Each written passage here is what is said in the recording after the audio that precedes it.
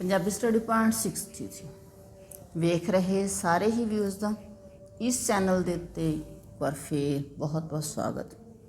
ਮੈਂ ਅਮਰਜੀਤ ਕੌਰ ਅਗਲੀ ਵੀਡੀਓ ਲੈ ਕੇ ਆਪ ਜੀ ਦੇ ਸਾਹਮਣੇ ਪੇਸ਼ ਹੈਗੀ ਹਾਂ। ਅਤੇ ਇਸ ਵੀਡੀਓ ਵਿੱਚ ਆਪਾਂ ਪੰਜਾਬ ਯੂਨੀਵਰਸਿਟੀ ਚੰਡੀਗੜ੍ਹ ਦੀ BA ਦੇ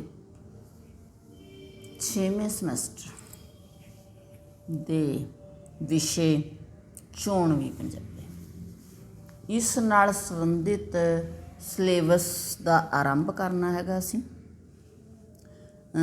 ਇਸ ਵਿਸ਼ੇ ਦਾ ਸਿਲੇਬਸ ਇਸ ਚੈਨਲ ਦੇ ਉੱਤੇ ਪਹਿਲਾਂ ਹੀ ਅਪਲੋਡ ਕੀਤਾ ਹੋਇਆ ਹੈਗਾ। ਵਿਦਿਆਰਥੀ ਚਾਹੁਣ ਤਾਂ ਉਸ ਨੂੰ ਵੇਖ ਸਕਦੇ ਹੈਗੇ ਨੇ। ਅਤੇ ਇਸ ਸਿਲੇਬਸ ਦੇ ਵਿੱਚ 2 ਪਾਠ ਪੁਸਤਕਾਂ ਹੈਗੀਆਂ ਨੇ। ਪਹਿਲੀ ਹੈਗੀ ਆ ਨਿਬੰਧ ਪ੍ਰਕਾਸ਼ ਅਤੇ ਦੂਸਰੀ ਹੈਗੀ ਆ ਜੋ ਆਪਾਂ ਅੱਜ ਪੜ੍ਹ ਰਹੇ ਹੈਗੇ ਮੱਧਕਾਲ ਅਤੇ ਮੁੱਢਲੀ ਬਸਤੀਵਾਲ ਦੀ ਕਾਲ ਦੀ ਪੰਜਾਬੀ ਕਵਿਤਾ ਹੈਗੀ। ਤਾਂ ਇਸ ਦੇ ਵਿੱਚ ਮੀਆਂ ਮੁਹੰਮਦ ਬਖਸ਼ ਤੋਂ ਲੈ ਕੇ ਪਿੱਛੇ ਤੱਕ ਜੋ ਕਵੀ ਹੈਗੇ ਨੇ ਉਹ ਸਾਰੇ ਸ਼ਾਮਿਲ ਹੈਗੇ ਨੇ। ਭਾਵ ਇਸ ਪਾਠ ਪੁਸਤਕ ਦੇ ਵਿੱਚ ਗੁਰਮਤਿ ਕਾਵਿ ਵੀ ਦਰਜ ਹੈਗਾ, ਪਰ ਉਹ ਸਾਡੇ ਸਿਲੇਬਸ ਵਿੱਚ ਨਹੀਂ ਹੈਗਾ। ਸੋ ਅਸੀਂ ਅੱਜ ਮੀਆਂ ਮੁਹੰਮਦ ਬਖਸ਼ ਦੀ ਰਚਨਾ ਪੜ੍ਹਨ ਜਾ ਰਹੇ ਹੈਗੇ ਹਾਂ। ਅਤੇ ਉਮੀਦ ਕਰਦੀ ਹੈਗੀ ਕਿ ਤੁਹਾਨੂੰ ਇਹ ਵੀਡੀਓ ਚੰਗੀ ਲੱਗੇਗੀ। ਸਾਡਾ ਪਹਿਲਾ ਕਵੀ ਹੈ ਮੀਆਂ ਮੁਹੰਮਦ ਬਖਸ਼। ਤਾਂ ਸਭ ਤੋਂ ਪਹਿਲਾਂ ਸਾਨੂੰ ਇਹਨਾਂ ਦੇ ਜੀਵਨ ਬਾਰੇ ਕੁਝ ਜਾਣਨਾ ਜ਼ਰੂਰੀ ਹੈਗਾ। ਅਤੇ ਮੀਆਂ ਮੁਹੰਮਦ ਬਖਸ਼ ਜੇਲਵੀਂ ਸੰਕ੍ਰਾਂਤੀ ਕਾਲ ਦੇ ਆਰੰਭ ਦੇ ਵਿੱਚ ਪੰਜਾਬੀ ਕਿੱਸਾ ਕਾਵਿ ਦਾ ਪ੍ਰਸਿੱਧ ਕਵੀ ਹੋਇਆ ਹੈਗਾ। ਹੁਣ ਕਹਿਣ ਦਾ ਭਾਵ ਕੀ ਹੈ, ਕਿੱਸਾ ਕਾਵਿ ਦਾ ਕਵੀ ਹੈਗਾ ਬੇਟਾ। ਇਸ ਦਾ ਜਨਮ 1830 ਈਸਵੀ ਦੇ ਵਿੱਚ ਪਿਤਾ ਸ਼ਮਸਦੀਨ ਦੇ ਘਰੇ ਪਿੰਡ ਖਾਨਗਾ ਮੀਰਪੁਰ ਜ਼ਿਲ੍ਹਾ ਜੇਹਲਮ ਪਾਕਿਸਤਾਨ ਦੇ ਵਿੱਚ ਹੋਇਆ ਸੀਗਾ। ਪਿਤਾ ਉਹਨਾਂ ਦੇ ਸੀਗੇ ਜੋ ਗਾਜ਼ੀ ਕਲੰਦਰ, ਜਿਸ ਨੂੰ ਦਮੜੀ ਵਾਲਾ ਪੀਰ ਵੀ ਕਿਹਾ ਜਾਂਦਾ ਹੈਗਾ, ਦੀ ਗੱਦੀ ਉੱਤੇ ਵਿਰਾਜਮਾਨ ਸੀਗੇ। ਅਤੇ ਉਹਨਾਂ ਦਾ ਸੰਬੰਧ ਕਾਦਰੀ ਸਿਲਸਿਲੇ ਦੇ ਨਾਲ ਸੀਗਾ। ਮੁਹੰਮਦ ਬਖਸ਼ ਉੱਤੇ ਆਪਣੇ ਸੰਤ ਪੁਰਖ ਅਤੇ ਤਿਆਗੀ ਸੁਭਾਅ ਵਾਲੇ ਪਿਤਾ ਦਾ ਬੜਾ ਪ੍ਰਭਾਵ ਸੀ। ਇਸ ਕਰਕੇ ਉਹਨਾਂ ਨੇ ਆਪਣੇ ਪਿਤਾ ਪਾਸੋਂ ਮਿਲੀ ਹੋਈ ਗੱਦੀ ਵੀ ਆਪਣੇ ਭਰਾ ਨੂੰ ਦੇ ਦਿੱਤੀ ਅਤੇ ਆਪ ਵਿਰਾਗ ਵਾਲਾ ਜੀਵਨ ਉਹਨਾਂ ਨੇ ਧਾਰਨ ਕਰ ਲਿਆ ਸੀਗਾ।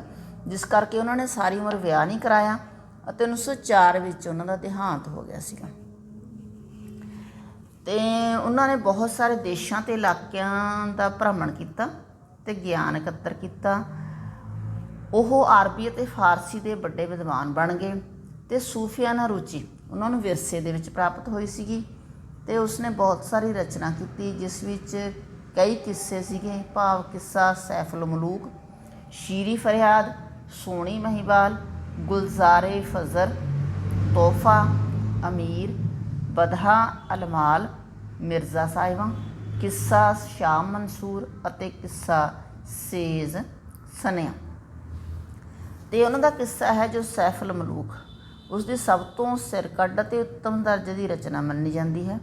ਇਸ ਤੋਂ ਇਲਾਵਾ ਉਹਨੇ ਸ਼ੀਹਰਫੀਆਂ, ਗਜ਼ਲਾਂ ਅਤੇ ਦੋੜੇ ਵੀ ਰਚੇ ਹੈਗੇ ਨੇ।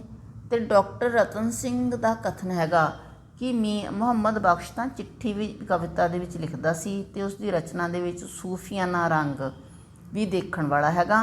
ਅਤੇ ਉਸਨੇ ਆਪਣੇ ਕਿੱਸਿਆਂ ਦੇ ਵਿੱਚ ਬੈਂਤ ਛੰਦ ਦੀ ਵਰਤੋਂ ਕੀਤੀ ਹੈਗੀ ਆ। ਅਤੇ ਇੱਕ ਪ੍ਰਸਿੱਧ ਕਿੱਸੇ ਸੈਫੁਲ ਮਲੂਕ ਦੇ ਵਿੱਚ ਉਹਨੇ 9128 ਬੈਂਤ ਵਰਤੇ ਨੇ। ਅਤੇ ਅਰਬੀ ਫਾਰਸੀ ਸ਼ਬਦਾਵਲੀ ਦਾ ਬੜਾ ਪ੍ਰਭਾਵ ਹੈਗਾ। ਅਤੇ ਇਸ ਤੋਂ ਇਲਾਵਾ ਇਹ ਆਪਣੀ ਰਚਨਾਵਾਂ ਦੇ ਵਿੱਚ ਸ਼ਵ ਚਿੱਤਰਾਂ ਅਤੇ ਬਿੰਬਾਂ ਦੇ ਵੀ ਸੁੰਦਰ ਅਤੇ ਸਜੀਵ ਨਮੂਨੇ ਪੇਸ਼ ਕਰਦੇ ਹੈਗੇ ਨੇ। ਅਤੇ ਅੱਜ ਤੋਂ ਜੋ ਅਸੀਂ ਰਚਨਾ ਪੜ੍ਹਨੀ ਹੈ ਉਹ ਹੈ ਮੰਗਲਾਚਰਨ। ਹੁਣ ਆ ਮੰਗਲਾਚਰਨ ਕਿਸ ਦਾ ਹੈਗਾ? ਇਹ ਕਿੱਸਾ ਸੈਫੁਲ ਮਲੂਕ ਜੋ ਉਹਨਾਂ ਨੇ ਲਿਖਿਆ ਹੈਗਾ, ਆਪਾਂ ਗੱਲ ਕੀਤੀ ਹੈਗੀ ਆ ਵੀ ਸ਼ਾਹਕਾਰ ਰਚਨਾ ਸੀ ਉਹਨਾਂ ਦੀ। ਅਤੇ ਉਸ ਦਾ ਮੰਗਲਾਚਰਨ ਹੈਗਾ ਜੋ ਸਾਡੇ ਸਿਲੇਬਸ ਦੇ ਵਿੱਚ ਦਰਜ ਹੈਗਾ। ਹੁਣ ਮੰਗਲਾਚਰਨ ਬੇਟਾ ਕੀ ਹੁੰਦਾ ਹੈ? ਕਿਸੇ ਵੀ ਜਿਹੜਾ ਹੈ ਰਚਨਾ ਦਾ ਆਰੰਭ ਮੰਨਿਆ ਜਾਂਦਾ ਹੈ। ਅਤੇ ਆਮ ਤੌਰ 'ਤੇ ਜੋ ਅਧਿਆਤਮਕ ਲੋਕ ਹੈਗੇ ਨੇ ਉਹ ਅਕਸਰ ਪਰਮਾਤਮਾ ਦੀ ਅਰਦਾਸ ਕਰਕੇ, ਬੇਨਤੀ ਕਰਕੇ ਹੀ ਕੋਈ ਕੰਮ ਆਰੰਭ ਕਰਦੇ ਹੈਗੇ ਨੇ। ਅਤੇ ਇਸ ਲਈ ਉਹਨਾਂ ਨੇ ਵੀ ਕਿੱਸੇ ਨੂੰ ਲਿਖਣ ਤੋਂ ਪਹਿਲਾਂ ਪਰਮਾਤਮਾ ਦੀ ਆਰਾਧਨਾ, ਬੇਨਤੀ ਜਿਹੜੀ ਕੀਤੀ ਹੈਗੀ ਆ, ਉਹ ਜਿਹੜੇ ਸ਼ਬਦਾਂ 'ਚ ਕੀਤੀ ਹੈ ਉਹ ਹੈ ਮੰਗਲਾਚਰਨ। ਬਾ ਇਸਮ ਅੱਲਾ ਅਲ ਰਹਿਮਾਨ ਅਲ ਰਹੀਮ। ਤਾਂ ਮੀਆਂ ਮੁਹੰਮਦ ਬਖਸ਼ ਜੀ ਕਹਿੰਦੇ ਹੈਗੇ ਨੇ ਕਿ ਉਸ ਦਿਆਲੂ ਅਤੇ ਦਇਆਵਾਨ ਪ੍ਰਮਾਤਮਾ ਦੇ ਨਾਂ 'ਤੇ ਇੱਕ ਬੇਨਤੀ ਹੈਗੀ ਆ। ਰਹਿਮਤ ਦਾ ਮੀਂਹ ਪਾ ਖੁਦਾਇਆ, ਬਾਗ ਸੁੱਕਾ ਕਰ ਹਰਿਆ, ਬੂਟਾ ਆਸ ਉਮੀਦ ਮੇਰੀ ਦਾ ਕਰਦੇ ਹਰਿਆ ਭਰਿਆ। ਤਾਂ ਇਹਨਾਂ ਲਾਈਨਾਂ ਦੇ ਵਿੱਚ ਮੀਆਂ ਮੁਹੰਮਦ ਬਖਸ਼ ਜੀ ਪਰਮਾਤਮਾ ਅੱਗੇ ਅਰਦਾਸ ਕਰਦੇ ਨੇ। ਤਾਂ ਆਪਾਂ ਜੇਕਰ ਇਸ ਦੀ ਪ੍ਰਸੰਗ ਲਿਖਣਾ, ਕਿਉਂਕਿ ਤੁਹਾਨੂੰ ਜਿਹੜਾ ਪਹਿਲਾ ਪ੍ਰਸ਼ਨ ਆਉਂਦਾ ਹੈ ਉਹ ਆਉਂਦਾ ਹੈਗਾ ਵੀ ਕਾਵਿ ਰਚਨਾ ਦੇ ਕੇ ਉਹਦਾ ਜਿਹੜਾ ਹੈ ਪ੍ਰਸੰਗ ਦੱਸ ਕੇ ਵਿਆਖਿਆ ਕਰਨੀ ਹੈਗੀ ਆ। ਇਹ 10 ਨੰਬਰ ਦਾ ਤੁਹਾਡਾ ਪ੍ਰਸ਼ਨ ਹੈਗਾ। ਸੋ ਪ੍ਰਸੰਗ ਅਸੀਂ ਕਿਵੇਂ ਲਿਖਾਂਗੇ ਕਿ ਇਹ ਕਾਵਿ ਟੋਟਾ ਸਾਡੀ ਪੰਜਾਬੀ ਦੀ ਜੋ ਪਾਠ ਪੁਸਤਕ ਹੈਗੀ ਆ ਮੱਧਕਾਲੀ ਅਤੇ ਮੁੱਢਲੀ ਬਸਤੀਵਾਦੀ ਕਾਲ ਦੀ ਪੰਜਾਬੀ ਕਵਿਤਾ ਉਸ ਵਿੱਚ ਦਰਜ ਹੈਗਾ। ਅਤੇ ਇਹ ਮੀਆਂ ਮੁਹੰਮਦ ਬਖਸ਼ ਜੀ ਨੇ ਲਿਖਿਆ ਹੈਗਾ ਅਤੇ ਉਹਨਾਂ ਦੇ ਕਿੱਸੇ ਸੈਫੁਲ ਮਲੂਕ ਦੇ ਵਿੱਚੋਂ ਲਿਆ ਗਿਆ ਹੈਗਾ। ਅਤੇ ਇਹ ਮੰਗਲਾਚਰਨ ਉਪ ਸਿਰਲੇਖ ਦੇ ਅਧੀਨ ਰਚਿਤ ਹੈਗਾ। ਅਤੇ ਇਸ ਭਾਗ ਦੇ ਵਿੱਚ ਕਵੀ ਕਿਸੇ ਦੀ ਮੂਲ ਕਹਾਣੀ ਲਿਖਣ ਤੋਂ ਪਹਿਲਾਂ ਪਰਮਾਤਮਾ ਅੱਗੇ ਬੇਨਤੀ ਕਰਦਾ ਹੈ ਕਿ ਉਹ ਉਸ ਨੂੰ ਮਿੱਠੀ ਜ਼ੁਬਾਨ ਵਿੱਚ ਹਰ ਕਿਸੇ ਦੇ ਮਨ ਨੂੰ ਇਸ਼ਕ ਦੀ ਤਾਰੀ ਨਦੀ ਵਿੱਚ ਤਾਰੀ ਲਵਾ ਕੇ ਖੁਸ਼ ਅਤੇ ਤ੍ਰਿਪਤ ਕਰ ਸਕਣ ਵਾਲੇ ਸ਼ੇਅਰ ਲਿਖਣ ਦੀ ਬਖਸ਼ਿਸ਼ ਕਰੇ। ਤਾਂ ਰਹਿਮਤ ਦਾ ਮੀਂਹ ਪਾ ਖੁਦਾਇਆ। ਤਾਂ ਮੀਆਂ ਮੁਹੰਮਦ ਬਖਸ਼ ਜੀ ਕਹਿੰਦੇ ਹੈਗੇ ਨੇ ਕਿ ਹੇ ਪਰਮਾਤਮਾ, ਖੁਦਾਇਆ ਮਤਲਬ ਪਰਮਾਤਮਾ, ਕਿ ਆਪਣੀ ਰਹਿਮਤ ਦਾ, ਆਪਣੀ ਮਿਹਰ ਦਾ ਮੀਂਹ ਪਾ ਦੇ ਅਤੇ ਬਾਗ ਸੁੱਕਾ ਕਰ ਹਰਿਆ। ਅਤੇ ਮੇਰੀਆਂ ਆਸਾਂ ਉਮੀਦਾਂ ਦਾ ਜਿਹੜਾ ਬਾਗ ਹੈ ਉਹ ਸੁੱਕ ਗਿਆ ਹੈ, ਉਸ ਨੂੰ ਹਰਾ ਭਰਾ ਕਰ ਦੇ।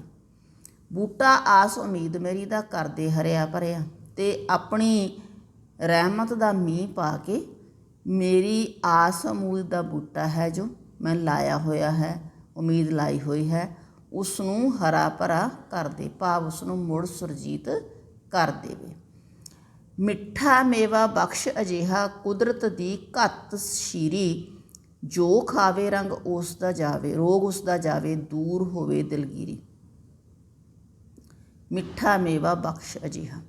ਤਾਂ ਕਵੀ ਪਰਮਾਤਮਾ ਨੂੰ ਅਰਦਾਸ ਕਰਦੇ ਨੇ ਕਿ ਹੇ ਪਰਮਾਤਮਾ, ਮੈਨੂੰ ਕਵਿਤਾ ਰੂਪੀ ਅਜਿਹਾ ਮਿੱਠਾ ਮੇਵਾ ਬਖਸ਼ ਦੇ ਅਤੇ ਉਸ ਮਿੱਠੇ ਮੇਵੇ ਦੇ ਵਿੱਚ ਕੁਦਰਤ ਦੀ ਘੱਤ ਸ਼ੀਰੀ, ਘੱਤ ਹੁੰਦਾ ਭੇਜਣਾ, ਸ਼ੀਰੀ ਹੁੰਦੀ ਹੈ ਮਿਠਾਸ, ਵੀ ਇਸ ਕਵਿਤਾ ਰੂਪੀ ਮਿੱਠੇ ਮੇਵੇ ਦੇ ਵਿੱਚ ਕੁਦਰਤ ਵੱਲੋਂ ਹੀ ਪਾਈ ਹੋਈ ਮਿਠਾਸ ਮੈਨੂੰ ਬਖਸ਼ ਦਿਓ। ਜੋ ਖਾਵੇ ਰੋਗ ਉਸ ਦਾ ਜਾਵੇ, ਦੂਰ ਹੋਵੇ ਦਿਲਗੀਰੀ। ਅਤੇ ਫਿਰ ਇਹ ਕਵਿਤਾ ਰੂਪੀ ਮਿੱਠਾ ਮੇਵਾ ਹੈ ਜਿਹੜਾ ਪੜ੍ਹੇ, ਹੁਣ ਇੱਥੇ ਖਾਵੇ ਦਾ ਅਰਥ ਹੁੰਦਾ ਵੀ ਖਾਣਾ, ਹੈ ਨਾ, ਹੁਣ ਕਵਿਤਾ ਖਾਧੀ ਤਾਂ ਜਾਂਦੀ ਨਹੀਂ, ਤਾਂ ਇੱਥੇ ਮਤਲਬ ਕੀ ਹੈ ਵੀ ਜਿਹੜਾ ਵਿਅਕਤੀ ਇਸ ਕਵਿਤਾ ਨੂੰ ਪੜ੍ਹੇ ਫਿਰ ਉਸ ਦਾ ਰੋਗ ਦੂਰ ਹੋ ਜਾਵੇ, ਉਸ ਦਾ ਦੁੱਖ ਦੂਰ ਹੋ ਜਾਵੇ ਅਤੇ ਦੂਰ ਹੋਵੇ ਦਿਲਗੀਰੀ। ਅਤੇ ਮੈਂ ਅਜਿਹੀ ਕਵਿਤਾ ਲਿਖ ਸਕਾਂ ਜਿਸ ਨਾਲ ਪੜ੍ਹਨ ਵਾਲਿਆਂ ਦਾ ਜਿਹੜਾ ਉਦਾਸੀ ਹੈ ਉਹ ਦੂਰ ਹੋ ਸਕਦੀ ਹੋਵੇ, ਅਜਿਹੀ ਮੈਂ ਕਵਿਤਾ ਲਿਖ ਸਕਾਂ। ਸਦਾ ਬਹਾਰ ਦੇਈ ਇਸ ਬਾਗੇ, ਕਦੇ ਖਿਜ਼ਾਨਾ ਆਵੇ, ਹੋਵਣ ਫੈਜ਼ ਹਜ਼ਾਰਾਂ ਤਾਈਂ, ਹਰ ਭੁੱਖਾ ਫਲ ਖਾਵੇ। ਤਾਂ ਅਗਲੇ ਪੈਰੇ ਦੇ ਵਿੱਚ ਮੀਆਂ ਮੁਹੰਮਦ ਬਖਸ਼ ਜੀ ਫਿਰ ਉਸ ਪਰਮਾਤਮਾ ਅੱਗੇ ਅਰਦਾਸ ਕਰਦੇ ਨੇ ਕਿ ਸਦਾ ਬਹਾਰ ਦੇਈ ਇਸ ਬਾਗੇ, ਕਿ ਮੇਰੇ ਕਵਿਤਾ ਰੂਪੀ ਇਸ ਬਾਗ ਦੇ ਵਿੱਚ ਹਮੇਸ਼ਾ ਬਹਾਰ ਹੀ ਬਹਾਰ ਹੋਵੇ ਅਤੇ ਇੱਥੇ ਕਦੇ ਵੀ ਖਿਜ਼ਾ ਨਾ ਆਵੇ, ਪਤਝੜ, ਭਾਵ ਮੇਰੀ ਇਸ ਕਵਿਤਾ ਰੂਪੀ ਬਾਗ ਦੇ ਵਿੱਚ ਕਦੇ ਵੀ ਪਤਝੜ ਨਾ ਆਵੇ। ਹੋਵਣ ਫੈਜ਼ ਹਜ਼ਾਰਾਂ ਤਾਈਂ, ਹਰ ਭੁੱਖਾ ਫਲ ਖਾਵੇ। ਅਤੇ ਇਸ ਬਾਗ ਦੇ ਵਿੱਚੋਂ ਹਰੇਕ ਵਿਅਕਤੀ ਦੀ ਮਰਜ਼ੀ ਮੁਤਾਬਕ ਉਹ ਕਵਿਤਾ ਮਿਲ ਜਾਵੇ, ਉਸ ਨੂੰ ਸ਼ੇਅਰ ਮਿਲ ਜਾਣ ਅਤੇ ਹਰੇਕ ਲੋੜਵੰਦ ਨੂੰ ਉਸਦੀ ਲੋੜ ਦਾ ਫਲ ਮਿਲ ਸਕੇ, ਭਾਵ ਉਸ ਨੂੰ ਆਪਣੀ ਮਨਪਸੰਦ ਕਵਿਤਾ, ਮਨਪਸੰਦ ਸ਼ੇਅਰ ਇਸ ਮੇਰੇ ਕਵਿਤਾ ਰੂਪੀ ਬਾਗ ਦੇ ਵਿੱਚੋਂ ਪ੍ਰਾਪਤ ਹੋ ਜਾਵੇ। ਜਿਵੇਂ ਜਿਹੜਾ ਹੈ ਕਿਸੇ ਵੀ ਬਾਗ ਦੇ ਵਿੱਚ ਕੋਈ ਬੰਦਾ ਜਾਂਦਾ ਹੈ ਤਾਂ ਉਹ ਭੁੱਖਾ ਹੁੰਦਾ ਤਾਂ ਉਹ ਆਪਣੀ ਮਨਪਸੰਦ ਦਾ ਫਲ ਖਾ ਲੈਂਦਾ ਹੈ, ਇਸੇ ਤਰ੍ਹਾਂ ਹੀ ਮੇਰੀ ਕਵਿਤਾ ਦੇ ਇਸ ਬਾਗ ਦੇ ਵਿੱਚ ਹਰੇਕ ਬੰਦੇ ਦੀ ਮਨਪਸੰਦ ਕਵਿਤਾ ਮੈਂ ਉਸਦੀ ਰਚਨਾ ਕਰ ਸਕਾਂ। ਪਰਮਾਤਮਾ ਅੱਗੇ ਕਵੀ ਜਿਹੜਾ ਹੈ ਉਹ ਅਰਦਾਸ ਕਰਦਾ ਹੈਗਾ। ਅਤੇ ਅੱਗੇ ਹੈ ਬਾਲ ਚਿਰਾਗ ਇਸ਼ਕ ਦਾ ਮੇਰਾ ਰੌਸ਼ਨ ਕਰਦੇ ਸੀਨਾ। ਬਾਲ ਦਾ ਅਰਥ ਹੁੰਦਾ ਹੈ ਬਾਲਣਾ, ਜਗਾਉਣਾ। ਚਿਰਾਗ ਹੁੰਦਾ ਦੀਵਾ। ਇਸ਼ਕ ਪਰਮਾਤਮਾ, ਇੱਥੇ ਕੀ ਹੈ? ਇਸ਼ਕ ਹਕੀਕੀ ਇਸ਼ਕ ਦੀ ਗੱਲ ਹੈਗੀ ਆ। ਰੌਸ਼ਨ ਹੁੰਦਾ ਚਾਨਣਾ ਕਰਨਾ, ਸੀਨਾ ਛਾਤੀ।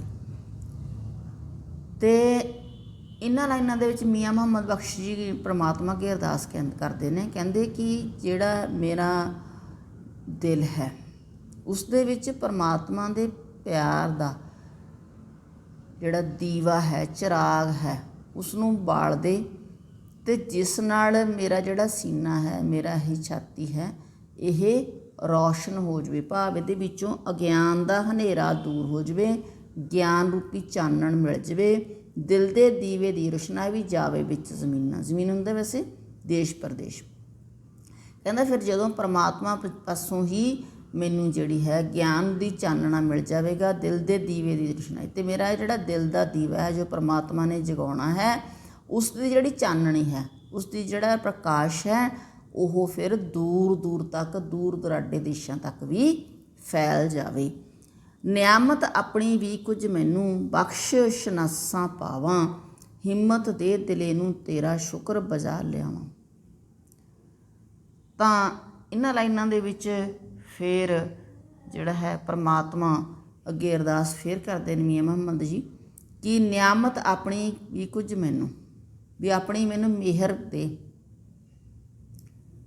ਬਖਸ਼ ਸ਼ਨਾਸਾਂ ਪਾਵਾਂ, ਤਾਂ ਕਿ ਮੈਂ ਸ਼ਨਾਸਾਂ ਦਾ ਜਾਣਕਾਰੀ, ਤਾਂ ਕਿ ਮੈਨੂੰ ਸਾਰੇ ਪਾਸੇ ਦੀ ਜਾਣਕਾਰੀ ਹੋ ਜਾਵੇ। ਹੁਣ ਦੇਖੋ ਲਿਖਣਾ ਹੈ ਤਾਂ ਜਾਣਕਾਰੀ ਹੋਊਗੀ ਤਾਂ ਹੀ ਲਿਖ ਸਕਦਾ ਬੰਦਾ, ਕਿ ਮੈਨੂੰ ਵੱਧ ਤੋਂ ਵੱਧ ਗਿਆਨ ਪ੍ਰਾਪਤ ਹੋ ਜਾਵੇ, ਵੱਧ ਤੋਂ ਵੱਧ ਗਿਆਨ ਦਾ ਚਾਨਣ ਮਿਲ ਜਾਵੇ, ਤਾਂ ਕਿ ਤਾਂ ਹੀ ਮਿਲ ਸਕਦਾ ਜੇਕਰ ਪਰਮਾਤਮਾ ਦੀ ਮਿਹਰ ਹੋਊਗੀ। ਹਿੰਮਤ ਦੇ ਦਿਲੇ ਨੂੰ ਤੇਰਾ ਸ਼ੁਕਰ ਬਜਾ ਲਿਆ, ਅਤੇ ਮੇਰੇ ਇਸ ਦਿਲ ਨੂੰ ਵੱਧ ਤੋਂ ਵੱਧ ਹਿੰਮਤ, ਤਾਕਤ, ਸਮਰੱਥਾ ਅਤੇ ਬਲ ਦੇ, ਤਾਂ ਕਿ ਮੈਂ ਤੇਰਾ ਸ਼ੁਕਰ ਕਰ ਸਕਾਂ। ਜੋ ਮੈਨੂੰ ਰਹਿਮਤਾਂ ਬਖਸ਼ਿਸ਼ਾਂ ਦੇਣੀਆਂ ਨੇ ਤਾਂ ਮੈਂ ਉਹਨਾਂ ਦਾ ਹਰ ਵੇਲੇ ਜਿਹੜਾ ਸ਼ੁਕਰ ਮਨਾ ਸਕਾਂ। ਮੇਰੇ ਮਨ ਨੂੰ ਹਿੰਮਤ ਦੇ, ਬਖਸ਼ ਹੌਸਲਾ ਦੇ। ਲਾ ਹਨੇਰਾ ਝੱਲ ਮੇਰੇ ਦਾ, ਚਾਨਣ ਲਾ ਅਕਲ ਦਾ, ਬਖਸ਼ ਵਿਲਾਇਤ ਸ਼ੇਰ ਸੁਖਨ ਦੀ, ਯਮਨ ਰਹੇ ਵਿੱਚ ਰਲਦਾ। ਚੱਲ ਹੁੰਦਾ ਮੂਰਖਤਾ। ਵੀ ਮੀਆਂ ਮੁਹੰਮਦ ਬਖਸ਼ੀ ਪਰਮਾਤਮਾ ਅੱਗੇ ਅਰਦਾਸ ਕਰਦੇ ਨੇ, ਬੇਨਤੀ ਕਰਦੇ ਨੇ ਕਿ ਹੇ ਪਰਮਾਤਮਾ, ਮੇਰੇ ਆਲੇ ਦੁਆਲੇ ਮੂਰਖਤਾ ਦਾ ਜਿਹੜਾ ਹਨੇਰਾ ਹੈ ਇਹ ਲਾ ਦੇ। ਜਿਵੇਂ ਆਪਾਂ ਕੱਪੜਾ ਨਹੀਂ ਲਾ ਕੇ ਸੁੱਟ ਦਿੰਦੇ, ਇਸ ਤਰ੍ਹਾਂ ਹੀ ਕਵੀ ਪਰਮਾਤਮਾ ਨੂੰ ਕਹਿੰਦਾ ਹੈ ਵੀ ਮੇਰੇ ਆਲੇ ਦੁਆਲਿਓਂ ਮੂਰਖਤਾ ਦਾ ਹਨੇਰਾ ਲਾ ਕੇ ਸੁੱਟ ਦੇ, ਅਤੇ ਚਾਨਣ ਲਾ ਅਕਲ ਦਾ, ਅਤੇ ਮੇਰੇ ਆਲੇ ਦੁਆਲੇ ਅਕਲ ਦਾ ਚਾਨਣ ਫੈਲਾ ਦੇ। ਬਖਸ਼ ਵਿਲਾਇਤ ਸ਼ੇਰ ਸੁਖਨ ਦੀ, ਅਤੇ ਮੇਰੇ ਜਿਹੜੇ ਸ਼ੇਰ ਨੇ ਉਹਨਾਂ ਦੇ ਵਿੱਚ ਇੰਨੀ ਕੁ ਮੌਲਕ ਦਾ, ਵੱਖਰਤਾ ਦਾ ਰੰਗ ਭਰ ਦੇ। ਵਿਲਾਇਤ ਦਾ ਅਰਥ ਇੱਥੇ ਕੀ ਹੈਗਾ? ਵੀ ਉਹਦੇ ਵਿੱਚ ਵਿਲੱਖਣ ਰੰਗ ਭਰਨਾ, ਵੀ ਮੇਰੇ ਜਿਹੜੇ ਸ਼ੇਰ ਨੇ ਉਹਨਾਂ ਦੇ ਵਿੱਚ ਵਿਲੱਖਣ ਰੰਗ ਭਰ ਦੇ। ਚਮਨ ਯਮਨ ਰਹੇ ਵਿੱਚ ਰਲਦਾ, ਅਤੇ ਉਹ ਅਜਿਹੇ ਸ਼ੇਰ ਹੋਣ ਕਿ ਉਹਨਾਂ ਦੇ ਵਿੱਚ ਇੰਨਾ ਕੁ ਖੁਸ਼ੀ ਹੋਵੇ, ਇੰਨੀ ਕੁ ਸਮਰੱਥਾ ਹੋਵੇ ਕਿ ਉਹ ਸਾਰੇ ਪਾਸੇ ਉਹਦੀ ਜਿਹੜੀ ਹੈਗੀ ਆ ਸੋਹਜ ਸਵਾਦ ਉਹਦੇ ਵਿੱਚ ਮਿਲਦਾ ਹੋਵੇ ਹਰ ਕਿਸੇ ਨੂੰ, ਅਤੇ ਹਰ ਕਿਸੇ ਨੂੰ ਉਹਦੇ ਵਿੱਚ ਪੜ੍ਹਨ ਦੇ ਵਿੱਚ ਖੁਸ਼ੀ ਪ੍ਰਾਪਤ ਹੁੰਦੀ ਹੋਵੇ। ਉਹਦੇ ਵਿੱਚ ਇੰਨੇ ਵਿਲੱਖਣ ਰੰਗ ਹੇ ਪ੍ਰਮਾਤਮਾ ਤੂੰ ਭਰ ਦੇ। ਅਗਲਾ ਪੈਰਾਗ੍ਰਾਫ ਹੈ, ਅਵਲ ਦੇ ਦਿਲ ਜਿਸ ਵਿੱਚ ਹੋਵਣ ਸੱਚੇ ਸੁਖਨ ਖਜ਼ਾਨੇ, ਲਾਲ ਜਵਾਹਰ ਕੱਢ ਕੱਢ ਦੇਵਾਂ ਕੁਵਤ ਬਖਸ਼ ਜਮਾਨੇ। ਤਾਂ ਹੁਣ ਇਹਨਾਂ ਲਾਈਨਾਂ ਦੇ ਵਿੱਚ ਮੀਆਂ ਮੁਹੰਮਦ ਬਖਸ਼ੀ ਅਗਲੀ ਜੋ ਮੰਗ ਕਰਦੇ ਨੇ ਪਰਮਾਤਮਾ ਤੋਂ, ਉਹ ਕਹਿੰਦੇ ਹੈਗੇ ਨੇ ਕਿ ਅਵਲ ਦਾ ਹੁੰਦਾ ਪਹਿਲੇ ਨੰਬਰ 'ਤੇ। ਉਹ ਕਹਿੰਦਾ ਪਹਿਲੇ ਨੰਬਰ 'ਤੇ ਮੇਰਾ ਦਿਲ ਅਜਿਹਾ ਦੇ, ਅਵਲ ਦੇ ਦਿਲ ਜਿਸ ਵਿੱਚ ਹੋਵਣ ਸੱਚੇ ਸੁਖਨ ਖਜ਼ਾਨੇ। ਸੁਖਨ ਖਜ਼ਾਨੇ ਦਾ ਮਤਲਬ ਕਵਿਤਾ ਦੇ ਖਜ਼ਾਨੇ ਹੋਣ, ਸੱਚਾਈ ਨੂੰ ਪ੍ਰਗਟ ਕਰਨ ਵਾਲੇ ਕਵਿਤਾ ਦੇ ਅਜਿਹੇ ਖਜ਼ਾਨੇ ਹੋਣ, ਮੈਨੂੰ ਅਜਿਹਾ ਦਿਲ ਬਖਸ਼ ਦੇ। ਦੂਜੇ ਨੰਬਰ 'ਤੇ ਲਾਲ ਜਵਾਹਰ ਕੱਢ ਕੱਢ ਦੇਵਾਂ ਕੁਵਤ ਬਖਸ਼ ਜਵਾਨੇ। ਕੁਵਤ ਹੁੰਦੀ ਹੈ ਸਮਰੱਥਾ, ਜ਼ੁਬਾਨ ਦਾ ਅਰਥ ਹੁੰਦਾ ਹੈ ਜੀਵ।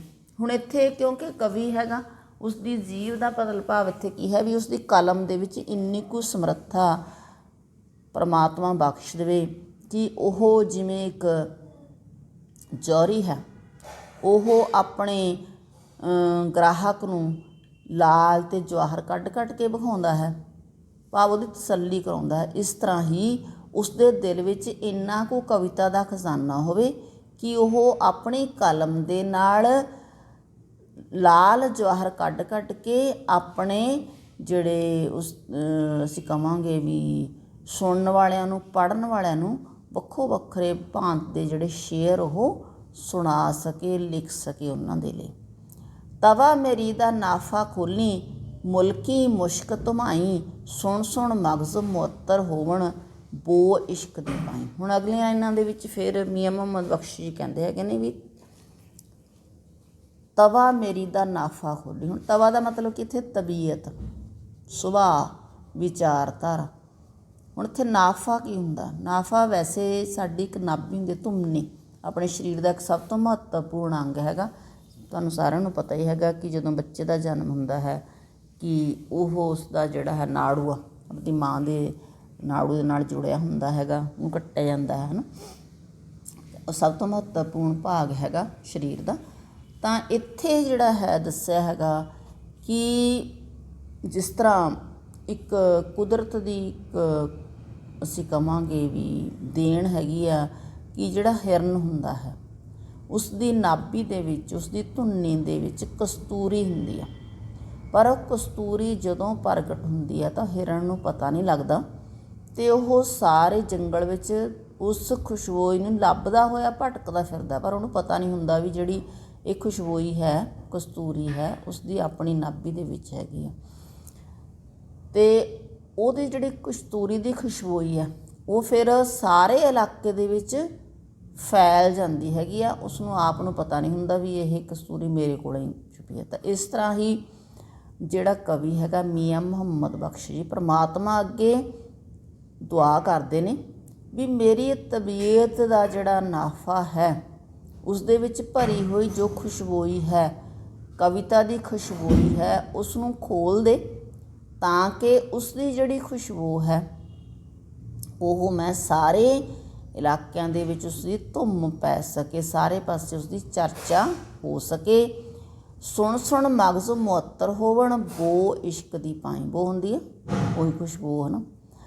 ਤਾਂ ਮਗਜ਼ ਦਾ ਦਿਮਾਗ, ਮੁਅੱਤਰ ਪ੍ਰਭਾਵਿਤ, ਕਿ ਜਿਹੜੀ ਮੇਰੀ ਕਵਿਤਾ ਹੋਵੇ ਫਿਰ ਉਹ ਇੰਨੀ ਕੁ ਜਿਹੜੀ ਹੈ ਚੰਗੀ ਹੋਵੇ ਕਿ ਉਸ ਨੂੰ ਸੁਣ ਕੇ ਜਿਹੜੇ ਪਾਠਕ ਹੈਗੇ ਨੇ ਉਹਨਾਂ ਦਾ ਦਿਮਾਗ ਖੁਸ਼ ਹੋ ਜਾਵੇ, ਪ੍ਰਭਾਵਿਤ ਹੋ ਜਾਵੇ ਅਤੇ ਉਹਨਾਂ ਦੇ ਮਨ ਦੇ ਵਿੱਚ ਪਰਮਾਤਮਾ ਦੇ ਪਿਆਰ ਦੀ ਜਿਹੜੀ ਹੈ ਖੁਸ਼ਬੋਈ ਉਹ ਫੈਲ ਜਾਵੇ। ਸੁੱਖਨ ਮੇਰੇ ਦੀ ਸ਼ੱਕਰੋਂ ਹੋਵਣ, ਮਿੱਠੇ ਮੂੰਹ ਕਲਮ ਦੇ, ਸ਼ੇਰ ਮੇਰੇ ਦੇ ਅਤਰੋਂ ਕਾਗਜ਼, ਲਾਵੇ ਖਾਲ ਰਕਮ ਦੇ। ਹੁਣ ਅਗਲੀ ਲਾਈਨਾਂ ਦੇ ਵਿੱਚ ਮੀਆਂ ਮੁਹੰਮਦ ਬਖਸ਼ ਕੀ ਕਹਿੰਦਾ ਹੈਗਾ? ਸੁੱਖਨ ਮੇਰੇ ਦੀ ਸ਼ੱਕਰੋਂ ਹੋਵਣ, ਮਿੱਠੇ ਮੂੰਹ ਕਲਮ ਦੇ। ਸੁੱਖਨ ਦਾ ਅਰਥ ਹੈ ਕਵਿਤਾ, ਵੀ ਜਿਹੜੀ ਮੇਰੀ ਕਵਿਤਾ ਹੈ ਉਸ ਦਾ ਜਿਹੜਾ ਸਵਾਦ ਹੈ ਉਹ ਸ਼ੱਕਰ ਨਾਲੋਂ ਵੀ ਮਿੱਠਾ ਹੋਵੇ, ਅਤੇ ਮੇਰੀ ਕਲਮ ਹੈ ਉਸ ਦਾ ਮੂੰਹ ਵੀ ਬਹੁਤ ਮਿੱਠਾ ਹੋਵੇ, ਅਤੇ ਮੇਰੇ ਜਿਹੜੇ ਸ਼ੇਰ ਹੋਣ ਉਹ ਕਿਹੋ ਜਿਹੇ ਹੋਣ? ਅਜਿਹੇ ਖੁਸ਼ਬੋਈ ਭਰਨ ਵਾਲੇ ਹੋਣ ਕਿ ਉਹਨਾਂ ਦੇ ਵਿੱਚੋਂ ਅਤਰ ਦੀ ਮਹਿਕ ਆਵੇ ਅਤੇ ਉਹ ਕਾਗਜ਼ ਉੱਤੇ ਫੈਲ ਜਾਵੇ ਅਤੇ ਸਾਰੇ ਪਾਸੇ ਉਸ ਦੀ ਮਹਿਕ ਫੈਲ ਜਾਵੇ, ਮੇਰੇ ਸ਼ੇਰਾਂ ਦੇ ਵਿੱਚੋਂ ਅਤਰ ਵਰਗੀ ਮਹਿਕ ਆਉਂਦੀ ਹੋਵੇ, ਅਤੇ ਮੇਰੀ ਕਲਮ ਦਾ ਮੂੰਹ ਹੈ ਸ਼ੱਕਰ ਨਾਲੋਂ ਵੀ ਮਿੱਠਾ ਹੋ ਜਾਵੇ। ਬਹੁਤੀ ਨਵੀਂ ਕਿਤਾਬ ਮੇਰੀ ਦੀ ਜੋਬਨ ਬਖਸ਼ਿਸ਼ ਸ਼ਿੰਗਾਰੀ, ਪਾਕ ਨਜ਼ਰ ਦੇ ਵੇਖਣ ਵਾਲੇ ਨਦੀ ਇਸ਼ਕ ਦੀ ਤਾਰੀ।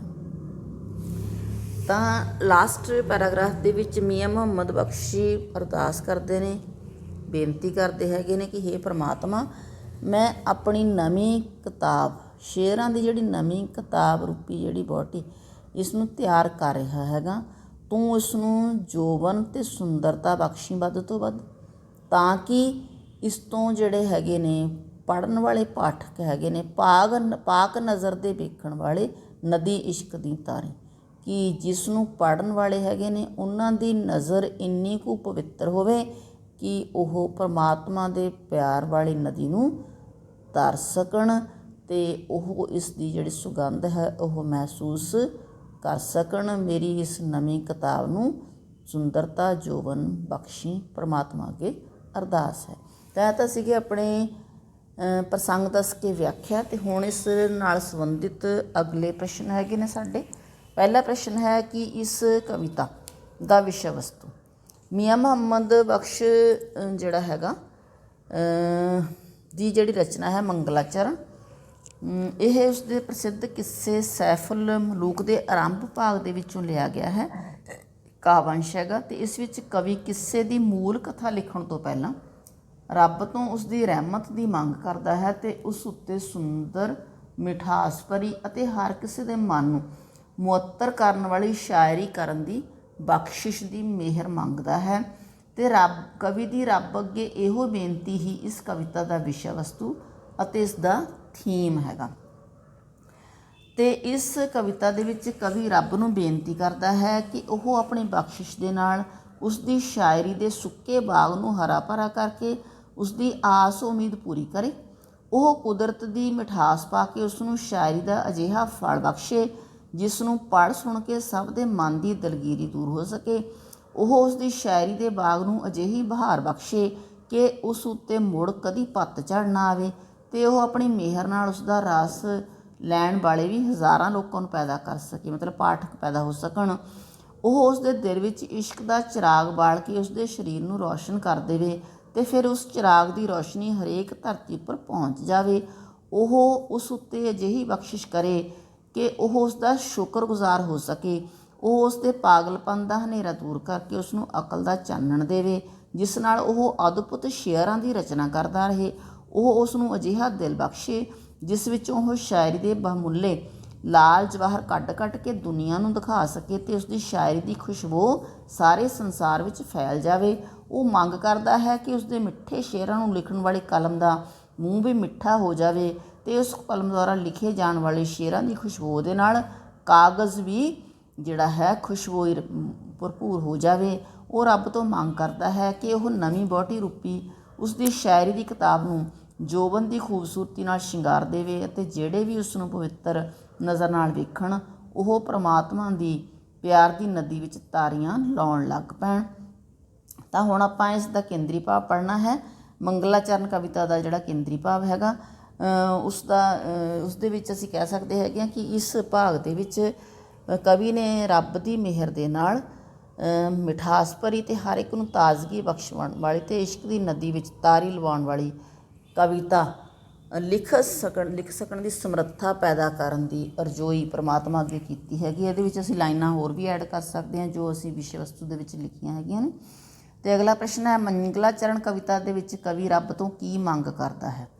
ਇਸ ਕਵਿਤਾ ਦੇ ਵਿੱਚ ਕਵੀ ਰੱਬ ਤੋਂ ਮੰਗ ਕਰਦਾ ਹੈ ਕਿ ਉਹ ਉਸ ਉੱਤੇ ਮਿਹਰ ਕਰੇ ਕਿ ਉਹ ਮਿਠਾਸ ਭਰੀ, ਲੋਕਾਂ ਦੀ ਦਲਗੀਰੀ ਦੂਰ ਕਰਨ ਵਾਲੀ ਅਤੇ ਹਰੇਕ ਥਾਂ ਨੂੰ ਰੌਸ਼ਨ ਕਰਨ ਵਾਲੀ, ਬਹੁਮੁੱਲੀ ਅਤੇ ਪਾਠਕਾਂ ਨੂੰ ਇਸ਼ਕ ਵਿੱਚ ਤਾਰੀਆਂ ਲਵਾ ਸਕਣ ਵਾਲੀ ਸ਼ਾਇਰੀ ਕਰ ਸਕੇ ਅਤੇ ਨਾਲ ਹੀ ਉਹ ਉਸ ਦਾ ਸ਼ੁਕਰਗੁਜ਼ਾਰ ਬਣ ਸਕੇ ਅਤੇ ਪਰਮਾਤਮਾ ਪਾਸੋਂ ਇਹ ਸਮਰੱਥਾ ਦੀ ਮੰਗ ਕਰਦਾ ਹੈ।